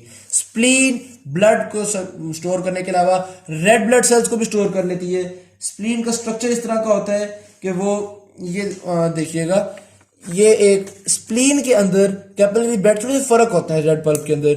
वो ये क्या होता है कि इतनी ज्यादा पोर्स मौजूद होते हैं इसके अंदर और इसकी जो पोरोसिटी है वो इतनी ज्यादा होती है, इनफैक्ट परमेबिलिटी इतनी ज्यादा होती है कि पूरा ब्लड जो है, आमतौर पर कैपिलरीज में क्या होता है कि ब्लड जो है वो इसी तरह आर्टेरियोल्स और वेन्यूल्स में चला जाता है थ्रू कैपिलरीज। लेकिन इधर क्या होता है कि जो ब्लड है वो पूरा यहाँ से बाहर आता है, स्क्वीज आउट होता है, आरबीसीज भी, प्लाज्मा, प्रोटीन भी, सब कुछ बाहर आता है और फिर वो स्लोली डिफ्यूज होता है वेन्स के अंदर। तो इसमें कुछ आरबीसीज भी ये जगह स्टोर कर लेती है। ये सब कुछ कहां पे होता है? Red pulp of the spleen में। तो रेड पल्प के अंदर आरबीसीज भी स्टोर होते रहते हैं, जो जब जरूरत पड़े तो ये आरबीसीज भी सर्कुलेशन में यहां से चले जाते हैं, सर्कुलेशन में आरबीसीज भी ऐड हो जाते हैं, हेमाटोक्रिट जो है वो बॉडी का इंक्रीज कर जाता है। उसके अलावा व्हाइट पल्प में डब्ल्यूबीसी स्टोर किए हुए होते हैं और जो स्प्लीन के अंदर साइनसेस होती हैं वो नॉर्मल जिस तरह बाकी वेन्स हैं उसी तरह से ब्लड को स्टोर कर रहे होते हैं। तो ये एक फर्क मैकेनिज्म था। अच्छा, फिर एक और फंक्शन स्प्लीन का आ जाता है, वो ये होता है कि यहाँ पे लिखा, मैं आपको साथ बता रहा हूँ कि गाइटन में मैं कहाँ पे जा रहा हूँ। ये मैंने अभी तक आपको बताया था, व्हाइट पल्प का हो गया, स्प्लीनिक पल्प हो गया। अब यहाँ पे मैं आपको एक और चीज बता रहा हूँ कि जब ये स्क्वीज होके, अब आरबीसी कभी भी कैपिलरी से बाहर तो नहीं निकलते ना, लेकिन यहाँ पे आरबीसी को स्क्वीज होके बाहर आना पड़ता है और कोई रास्ता ही नहीं आगे जाने का।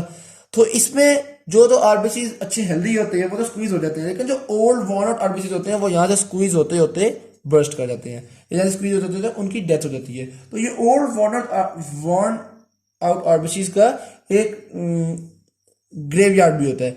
अब जो आरबीसी आते हैं उनका फैगोसाइटोसिस हो जाता है। यहाँ पे सेल्स मौजूद होते हैं जो कि फैगोसाइटोसिस करते हैं, रेटिकुलर एंडोथेलियल सेल्स होते हैं। अब ये यहाँ पे डिस्कस किया हुआ है। अब ये जो रेटिकुलर एंडोथेलियल सेल्स होते हैं ये डेफिनेटली एक तो आरबीसी के भी है और दूसरा स्प्लीन एक क्योंकि लिम्फ नोड है तो लिम्फेटिक ऑर्गन है, तो इसका एक फंक्शन इम्यूनिटी में भी है। जो बैक्टीरिया जो वायरस एंटर होगा उसकी भी ये फैगोसाइटोसिस करेगा, क्योंकि यहाँ पे ब्लड के साथ एक क्लोज इंटरेक्शन होगा, उसकी भी ये फैगोसाइटोसिस करके उसको भी खिलाफ करेगा। तो यहाँ पे स्प्लीन को थोड़ी सी डिटेल से बताया हुआ था। अब मैं चैप्टर की समरी की तरफ आऊंगा। सबसे पहले पेज 179 के अंदर लिखा हुआ था कि वैस्कुलर डिस्टेंसिबिलिटी जो है वो सारी ब्लड वेसल के अंदर होती है, वेन्स के अंदर ज्यादा होती है। Vascular distensibility is equals to increase in volume divided by increase in pressure multiply by original volume. Distensibility of pulmonary vein जो है वो सिस्टेमिक वेन जितनी होती है और वेन्स की डिस्टेंसिबिलिटी सिस्टेमिक आर्टरी से 8 टाइम्स होती है। पल्मोनरी आर्टरीज की डिस्टेंसिबिलिटी सिस्टेमिक आर्टरी से 6 टाइम होती है। कंप्लायंस या कैपेसिटेंस का फॉर्मूला थोड़ा फर्क है, ये एक नई टर्म है तो मैंने रेड कलर से लिखी हुई है। इसका क्या फॉर्मूला है? Increase in volume over increase in pressure. ये वेन्स की 24 टाइम्स होती है आर्टरी से। और फिर वॉल्यूम प्रेशर कर्व हमने डिस्कस की है। वॉल्यूम प्रेशर कर्व जो है वो वेन की कुछ इस तरह की शेप की होती है, आर्टरी की कुछ इस तरह की शेप की होती है। और जो वॉल्यूम है इसमें एक्स एक्सिस पे होता है, प्रेशर इसमें वाई एक्सिस के ऊपर होता है। फिर उसके बाद पेज 180 पे आ गए हम। सिंपैथेटिक स्टिमुलेशन जो है उसके अंदर क्या होता है? ब्लड वेसल्स नैरो हो जाती हैं, ब्लड प्रेशर बढ़ जाता है। जब वेसल्स नैरो हो गई, प्रेशर बढ़ गया। और सिंपैथेटिक इनहिबिशन में इसका वाइस वर्सा होता है। सिंपैथेटिक स्टिमुलेशन हमें हैमरेज, जो ब्लड हैमरेज हो जाए यानी ब्लड वॉल्यूम कम हो जाए, उसमें हेल्प करती है। जब एक्सरसाइज करें तो हार्ट रेट को बढ़ाने में कम करती है, क्योंकि ज्यादा ब्लड वापस जाएगा हार्ट को तो हार्ट रेट बढ़ जाएगा। तो ब्लड, अच्छा इसी तरह से किसी एक पार्ट को अगर ब्लड ज्यादा देना हो तो बाकी पार्ट को कंस्ट्रिक्ट हो जाएगा और एक पार्ट पर ज्यादा चलेगा सिंपैथेटिक स्टिमुलेशन में, तो एक पार्ट को ज्यादा देने के लिए भी सिंपैथेटिक स्टिमुलेशन है।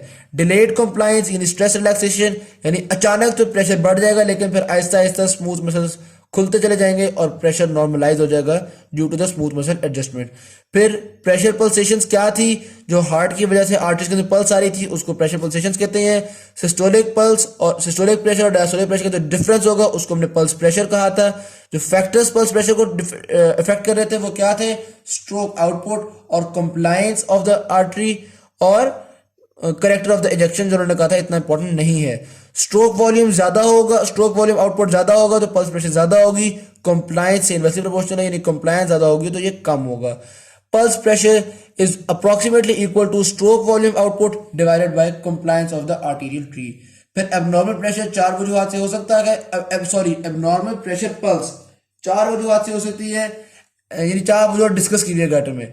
एओर्टिक वाल्व स्टेनोसिस, इसके अंदर एओर्टिक वाल्व नैरो होता है, decreases pulse pressure, valve opening reduced होती है इसमें।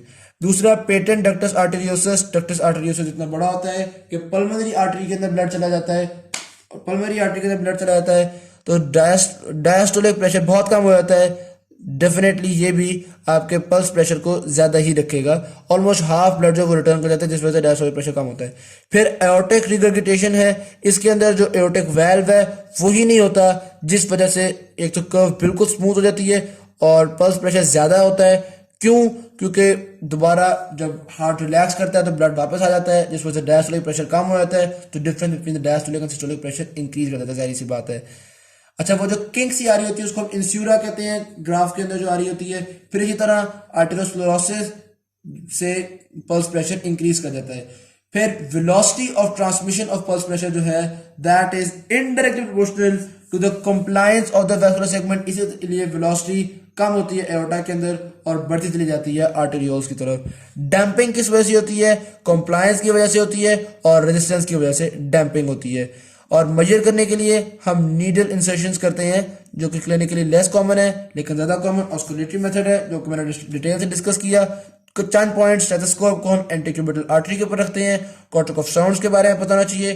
कफ प्रेशर पहले बहुत ज्यादा इंक्रीज कर देते हैं फिर ग्रेजुअली इसको कम करते चले जाते हैं। शुरू में कोई साउंड नहीं होती, फिर टैपिंग साउंड आती है सिस्टोलिक प्रेशर पे, फिर साउंड हार्शर और रिदमिकल होती चली जाती है।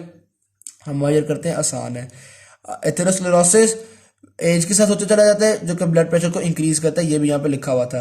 फिर लिखा हुआ था कि कुछ पैथोलॉजी जैसे एवी फिस्टूला यानी आर्टरियो वेनस फिस्टूला, इसके अंदर हमारे पास जो कॉर्टिक ऑफ साउंड्स हैं वो आते चली जाती हैं even after the cuff is removed. तो इतना अच्छा मेथड नहीं है ये ऑस्कुलेटरी मेथड जो है। Mean arterial pressure 40% systolic pressure और 60% डायस्टोलिक प्रेशर की वजह से होता है। क्यों? क्योंकि डायस्टोल प्रोलॉन्ग्ड होता है। फिर सेंट्रल वेनस प्रेशर, अच्छा अगर ब्लड प्रेशर बढ़ जाए यानी ब्लड की पंपिंग बढ़ जाए तो डायस्टोलिक प्रेशर कम हो जाएगा, तो 50-50 फिर होना शुरू हो जाएगा डायस्टोलिक और सिस्टोलिक प्रेशर की कंट्रीब्यूशन। फिर इसी तरह central venous pressure right atrial pressure के बराबर होता है, that is inversely proportional to the pumping of the right heart, और blood return from the veins के डायरेक्टली प्रोपोर्शनल होता है। ब्लड रिटर्न डायरेक्टली प्रोपोर्शनल है ब्लड वॉल्यूम के, directly proportional large vessel tone के, directly proportional dilation of arterioles के। फिर right atrial pressure ये नॉर्मली 0 होता है लेकिन it can increase up to 20 to 30। क्यों? कार्डियक फेलियर हो जाए यानी ब्लड की पंपिंग वीक हो, या ब्लड ट्रांसफ्यूजन हो यानी ब्लड का वॉल्यूम ज्यादा हो, और कम हो सकता है एज लेस एज -3 to -5। क्यों? विग्रस पंपिंग की वजह से या less return of the blood due to haemorrhage, blood volume कम होने की वजह से। फिर जो लार्ज वेन्स हैं उनका external pressure, large veins get external pressure as resistance in negligible without. Large veins के अंदर जो रेजिस्टेंस है वो ऑलमोस्ट नेग्लिजिबल होती है जिस वजह से उनको एक्सटर्नल प्रेशर मिलता है, जो मैंने आपको बताया एब्डोमेन में एब्डोमिनल ऑर्गन्स की वजह से। आर्म की जो है, आर्म की जो ब्लड वेसल है उसको, आर्म की जो वेन है उसको वो कंप्रेस हो जाती है due to the agglutinations over the first rib, और इसी तरह से जो आपकी नेक की वेन्स हैं उनके ऊपर एक आपका एटमॉस्फेरिक प्रेशर होता है, उसको हमने डिस्कस किया। In the right if right atrial pressure increases from the normal, अगर नॉर्मल से बढ़ जाए तो हमने डिस्कस किया था कि पेरिफेरी से कम, पेरिफेरी के अंदर जो ब्लड है पेरिफेरल वेन्स के अंदर वो अकोमोडेट होना शुरू हो जाएगा, पेरिफेरल वेन्स की डिस्टेंसिबिलिटी बढ़ जाएगी। हम पेरिफेरल वेन्स की डिस्टेंसिबिलिटी से एस्टिमेट भी कर लेते हैं कई दफा प्रेशर को। द इंट्रा एब्डोमिनल, अगर इंट्रा एब्डोमिनल प्रेशर बढ़ जाए तो हमने कहा कि लेग्स के अंदर प्रेशर उससे ज्यादा होना चाहिए है। फिर gravitational pressure, hydrostatic pressure maximum होता है फुट के अंदर, और इसी तरह आर्म के लिए हमने कहा था कि हम कंप्रेशन की वजह से जो एडर जो प्रेशर है उसको ऐड करेंगे इसके अंदर कंप्रेशन की वजह से 6 मिलीमीटर मर्करी था और ग्रेविटी की वजह से 29 मिलीमीटर मर्करी था, इसलिए हैंड्स की वेन्स में इनको हमने ऐड करके 35 मिलीमीटर मर्करी कहा था। फिर नेक की जो वेन है वो किस तरह से इसका ऊपर के रेगुलेट कर रही होती है, 0 मिलीमीटर मर्करी पर रख रही होती हैं, और ब्रेन के अंदर नॉन कोलैप्सोइडल वेन्स होती हैं जो जिस वजह से नेगेटिव प्रेशर ब्रेन के अंदर मौजूद रह सकता है। इसी तरह से ग्रेविटेशनल फैक्टर जो है वो आर्टीरियल प्रेशर को भी रेगुलेट कर रहा होता है। फिर हमने डिस्कस किया जो मूवमेंट की वजह से वेनस पंप्स और मसल पंप्स हैं, ये बेसिकली वैल्व्स की वजह से होते हैं। इसमें ब्लड स्क्वीज किया जाता है हार्ट की तरफ मसल की मूवमेंट से। अगर बंदा स्टिल रहेगा तो ब्लड का वॉल्यूम कम हो सकता है। क्यों? क्योंकि फुट के अंदर प्रेशर इतना बढ़ जाएगा कि कैपिलरी से ज़्यादा ब्लड प्लाज्मा बाहर आ जाएगा और ब्लड वॉल्यूम कम हो सकता है इस कंडीशन में। Stretching of veins make the valves incompetent, ये हमने पढ़ा था कि वैल्व बड़े नहीं हो पाते, डायमीटर बड़ा हो जाता है तो वैल्व जो हैं वो इनकॉम्पिटेंट हो जाते हैं कई दफ़ा इस वजह से। फिर इसी तरह से वेरिकोज वेन्स हो जाती हैं। वेरिकोज वेन्स बेसिकली बल्बस प्रोट्रूजन्स होती हैं बीनीथ द स्किन। स्किन की जो बल्बस प्रोट्रूजन्स होती हैं वेरिकोज वेन्स में, तो क्योंकि यहाँ पे जो ब्लड है वो यहाँ पे एक्यूमुलेट कर रहा है जिस वजह से एडिमा भी हो रहा है, ज़्यादा ब्लड निकल रहा है। अच्छा, ज़्यादा जो प्लाज्मा है वो टिश्यू फ्लूइड में ऐड हो रहा है, तो यहाँ पे this causes lack of nutritional exchange और स्किन की अल्सरेशन और गैंग्रीन और मसल पेन, ये सारी कॉम्प्लेक्सिटीज यहाँ पे होंगी। उसके बाद कैथेटर जो है पेज 187 के अंदर कैथेटर्स इन वेन्स और central venous catheters for atrial pressure, हमने कैथेटर से भी हम मेजर कर सकते हैं अपने वेनस प्रेशर को। दूसरा एस्टिमेशन कर सकते हैं डिस्टेंशन ऑफ पेरिफेरल वेन से। ये दो तरीके थे। फिर रेफरेंस लेवल हमने कहा कि प्रेशर मेजरमेंट का जो रेफरेंस लेवल है ट्राइकस्पिड वाल्व है, और zero pressure reference level tricuspid valve तब है जब बंदा लेटा हुआ होता है लाइन कंडीशन में। और फिर हमने कहा कि जो ब्लड फिलिंग है ऑफ राइट वेंट्रिकल, इसके बढ़ने या घटने से ये रेगुलेट करती है ट्राइकस्पिड वाल्व के प्रेशर को एक ही जगह पे। फिर हमने वेन्स के ब्लड रिजर्वॉयर होने का बताया। हमारे पास जो 6 रिजर्वॉयर्स हैं, spleen, liver, abdominal veins, venous plexus under the skin और हार्ट और लंग्स। इसके लिए मैंने एक निमोनिक बनाया है कि हमारा जो ब्लड है वो हमारा सारा लिक्विड कहाँ पे स्टोर हो रहा है, तो उसके लिए निमोनिक है हमारा सारा लिक्विड अपने लिवर विच जरा पंजाबी को थोड़ा सा ऐड किया, हमारा सारा लिक्विड अपने liver which. H for heart, S for spleen, L for lungs, A for abdominal veins, L for liver, V for venous plexus. तो हमारा सारा लिक्विड अपने लिवर विच, इससे हमें ये चीज़ें याद रहेंगी। फिर आखिरी पेज पे जो स्प्लीन का साइनसिस है वो वेन्स की तरह एक्ट करता है। रेड पल्प जो है वो आरबीसी को स्टोर करता है, व्हाइट पल्प जो है वो डब्ल्यूबीसी को स्टोर करता है, और रेटिकुलर एंडोथेलियल सेल्स होते हैं जो कि ओल्ड वॉर्न आउट आरबीसीज को भी मतलब उनको भी फैगोसाइटोसिस करते हैं, और जो बैक्टीरिया या वायरसेस एंटर होते हैं उनको भी फैगोसाइटोसिस करते हैं, हमारी इम्यूनिटी में रोल प्ले करते हैं। Thank you.